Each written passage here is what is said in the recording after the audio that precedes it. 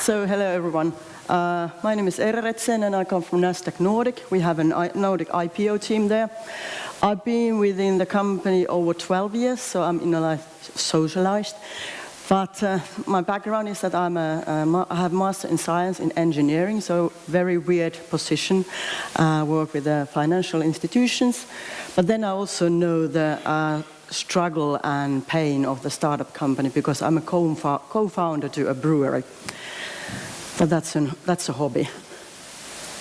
And I think my biggest challenge here is today to convince that you don't have to go to London if you are looking for big money, as the previous presenter was telling. This our must slide about Nasdaq. So you probably know that Nasdaq is all about listings and trading of stocks, but we are also one of the biggest market technology providers to other exchanges. Over 80 exchanges over the world are run by Nasdaq technology. So we are a fintech company. And then there are indices, market data, anything that's moving in our systems is also sold out. And we have offices almost on every continent, and the biggest one, the European headquarters, is in Stockholm. And here in the Nordics, we have exchanges in Stockholm, Helsinki, Copenhagen and Iceland, and then also the little Baltic exchanges in Estonia, Latvia and Lithuania are belonging to the Nasdaq family. And then, of course, exchanges in US, the big ones. And we have about 900 companies listed here, and almost 300 are on our growth market called First North. So main market, that's where the big fishes are, and then we have the growth market that is really pulling companies all over the world nowadays. And here's the secret. Last year, we were #1 in number of listings and capital raised in in Europe. It was the first time we were able to beat London, and that's a big thing. And that has really driven companies from all the continents to us.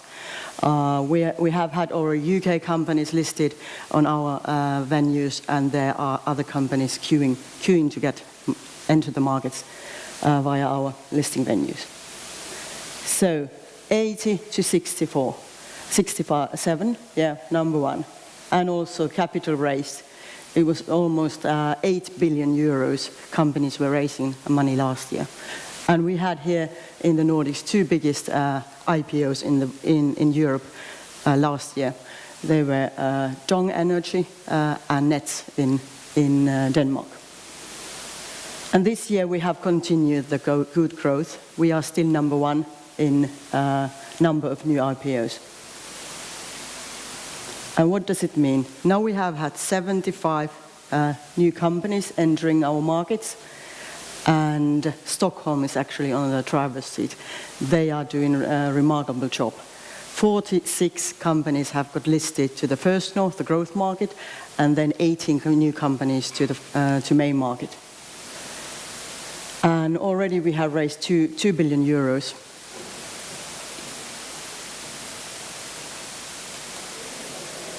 People are asking, how long does it last? I mean, we see that the pipeline is very strong, but you never know, something might happen on a bigger scale, and then the IPO window closes down. But now, as said, SEB, one of our partners, is saying the window is really open, wide open, but it's really difficult to forecast what is the future. And why Nordics is so powerful nowadays? It's really that the IPO market is strong. There are investors of all size groups, so we have very active retail investor base, then there are different family offices, other kinds of investors, and then also the big pension money is active on the market. Then on the other hand, our exchanges are very international. There are lots of international investors hooked with the trading system, and they are, in many cases, they own majority of the larger companies' shares. And then on the other hand, also state is supporting listings, or state is supporting investments to shares. Then we have the market knowledge. There are advisors who know what they do. They can advise the companies. They are supporting them on different phases of their path. And then also the infrastructure supports listings. So the whole circle is going well, going fast, but in a good manner. And this is what happened finally in March 2017. Along the years, I think I've been looking at the gaming sector for 2-3 years. And for example, 2 years ago, I was attending first time this prize, Finnish Game Developers Prize award ceremony or something here in Helsinki. And when I introduced myself to some of the gaming company people, they were okay and left the place. Just like that. They heard where I come from and they didn't want to continue discussions. But I think this May, it was totally different after Next Game's listing. There were people almost hunting after, where is she, we want to know more about the IPO possibility. So you just need a pioneer to open the game. It's like on a velodrome, there are the cyclists, they're going around, and you need the one who takes the leap. So this one, there are these fast facts are somehow not shown, but Next Games, they raised 33 million euros. Their IPO price was 7.9 euros, and last Friday they were traded on 15 euros. So the market cap is now over 200 and something, 240 million euros. So it's really going up. And this was like a game changer here in Finland. And there we go. And here are the other gaming companies we have listed on Nasdaq Nordic exchanges. So Paradox Interactive is the biggest one. THQ Nordic, G5 Entertainment, Starbreeze, Next Games. The bar should be a bit longer. Remedy got listed in end of May.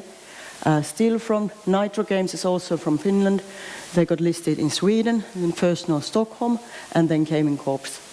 So this year we have got already 3 Finnish origin companies getting listed, and then now in the pipeline we have Rovio. Their share issue is now actually open, and stocks are available for investors. And this is one graph that of course motivates companies to get listed. You get a good valuation for your company, but then on the other hand the share price development has been very encouraging in most of the cases. And here's a case Paradox. They got listed in Sweden last year in June, and company has stated a couple of motives why they entered the public market. They didn't need the money at that time, but the primary aim was really to share their success with others. I mean, their customers, fans, employees. And when they had their IPO, they actually reserved certain part of the shares just for their fans, so that the players and enthusiastic fans would get access to the Paradox Interactive shares. And of course, access to the capital markets and possibility to share, use their own stock whenever they make acquisitions or go shopping around.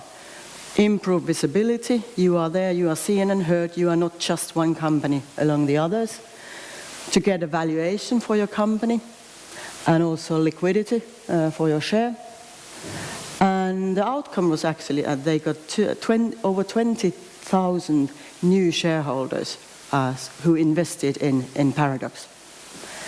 And we can say that this was one of the most successful IPOs we had on many meters in the Nordics last year, on the First North. And also the price development, if you compare, the black one is First North All Share in Swedish crowns, so Paradox has been performing much, much better than the others on the marketplace. And also this shows that the investors are very active in creating liquidity on Paradox's stock. Avanza and Nordnet Bank, they are these internet traders, but then there are these big players like Skandinaviska Enskilda Banken, Nordea, Svenska Handelsbanken, and all the others. And then also the international players outside the Nordics have found the share of Paradox Interactive, and that's very positive. So it's not just the local retail investor base making the stock live. You have different investors investing and looking into the company and investing to their shares. Well, what might be the benefits of a First North listing to a gaming company? Well, active market, as said, there is a strong investor base and demand. Investors are waiting for a new material to the markets, and majority of the IPOs we have had, they have been oversubscribed. Like when Remedy entered the markets, their share issue was 8.5 times oversubscribed. And then the Nordic ecosystem, we saw earlier that it's really supporting the listings and supporting public markets and supporting companies growing and also becoming more international. We have very good advisors here in the Nordics. They are able to help companies on different stages of their growth. And then also many companies have said that after their listing, when they can put to all their papers and documentations that they are listed on Nasdaq First North, for example, it is a quality stamp for the company. It really gives more muscles them in negotiations with other investors, potential customers, etc. So it's really like you benefit also from the global brand of Nasdaq. And it, of course, gives transparency to your operations. You are not just a small or unknown company from Finland, from Denmark. You are a listed company. And what is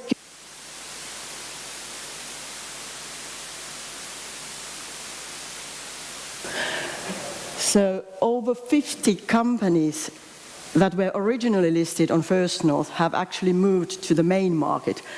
And that is tremendous progress, and I think we haven't seen the same trend in other exchanges in Europe at all. And then there are other services also available for companies to support their growth and operations. But it's not just about how to get listed, how to get traded. We as an exchange, we also want to give opportunities to our issuers, companies that are on our marketplaces. We have different kinds of events for retail investors, institutional investors, gaming sector or sector-based events. Then we take part of competition. We want to put our companies to the podium and match-make them with the different parties. So it's really that, I mean, after the listing, it doesn't mean that the listing is the end of everything. Then you have to still continue working very hard and to be seen and heard. Otherwise, there is no liquidity. No one will come. It's like a modern times dating. No one will come to your home and knock the door. Hey, come on, I want to date with you. I mean, you have to be active. You have to have your investor story straight, and you have to be there where the potential investors and customers are. And of course, we want to make best out of our premises in New York. So there are these bell ringing ceremonies every trading day in the morning and in the afternoon. And it's one way to create visibility for companies listed on Nasdaq. And I think every single listing ceremony we have, these are the pictures from the first trading days. I mean, when companies trading has started. So it's really, every company makes its own celebration. And we have these tower pictures like Remedy is having there. And then the ceremony can take place either on our premises or in the headquarters of the company. And there is Paradox. They have the gestures. I mean, these different characters were attending also the ceremony. And then there's up on the high up on the right there is actually Next Games, and the chairman of the board is not hitting the CEO, but he has some bad. That is very original in the game. They had also that one with them. There's Fondia, the third legal firm that got listed in world. They had the event in their premises, and then there's some celebrations also from New York. But it's really a happy moment People are relieved, but they, on the other hand, they know that the work still continues. And then if you are interested in knowing more what it might mean to your company or company you have invested in November 8th we will have here in Helsinki a kind of like a IPO clinic, Fuel for Growth and Internationalization, breakfast event together with SEB. And then also we will have a session at Slush. Nasdaq and SEB are one of the key partners to Slush. So it's really, we want to spread the joy of listings and then also give you possibility to become bigger and stronger and also survive in the international game. Thanks.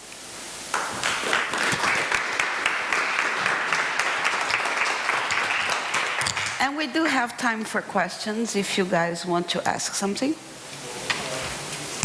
Yeah. Hi. Two questions actually.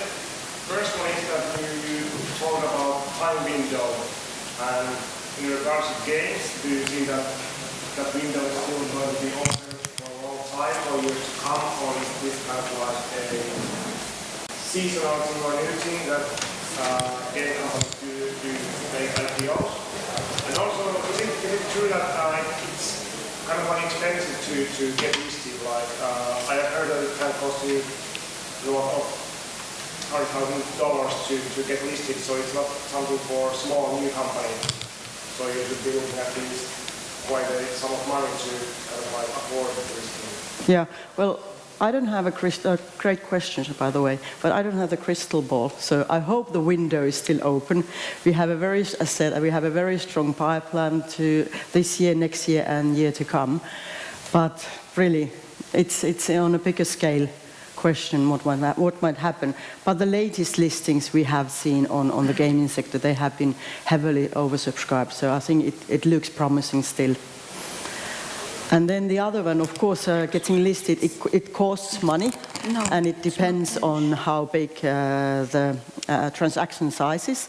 But I think if you make wise decisions, have a good advisors, you won't end up in bankruptcy because of the listing. I think there should be huge amount under the red line.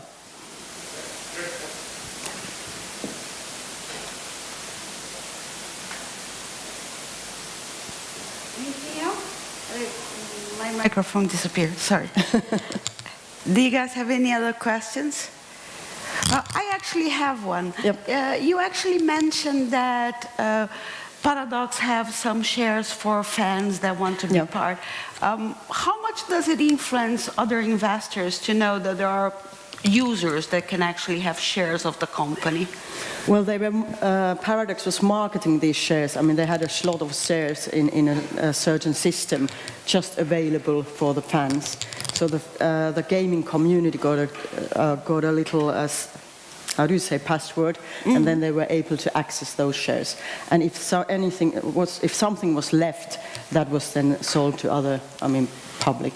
Yeah, but I imagine that it has some influence in how the investors see the company to know that they are open to share part of their wealth to the fans as well, and create a stronger fan base. So I think it's very interesting. Yeah, and I think also the knowledge among investors in gaming has increased a lot. There has been good examples, and then whenever there are gaming targeted investor events taking place here and there is always a big crowd, and they are asking questions, and from those questions you can notice, and they have done their homework.